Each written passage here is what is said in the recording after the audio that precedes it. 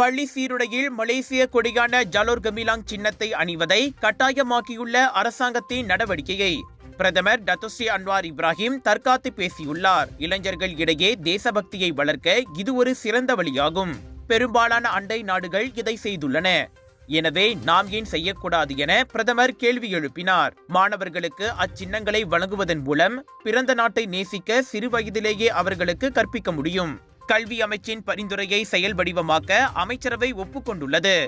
அதுவும் இலவசமாகவே அச்சின்னங்கள் வழங்கப்படுகின்றன. எனவே இதை சர்ச்சையாக்க வேண்டிய அவசியம் இருப்பதாக தமக்கு தெரியவில்லை என டத்தோஸ்ரீ அன்வார் கூறினார்.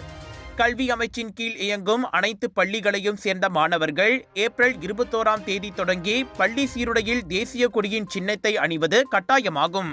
அதற்காக 2025-2026 பள்ளி தவணையில் ஒவ்வொரு மாணவருக்கும் 2 ஜாலோர் கமிலாங் சின்னங்கள் இலவசமாக வழங்கப்படும் என கல்வி அமைச்சு நேற்று அறிவித்தது.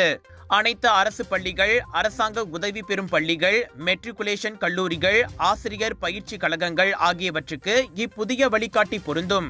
மற்ற கல்வி நிறுவனங்களும் அதனை அமல்படுத்த ஊக்குவிப்பதாக அமைச்சு கூறியிருக்கிறது.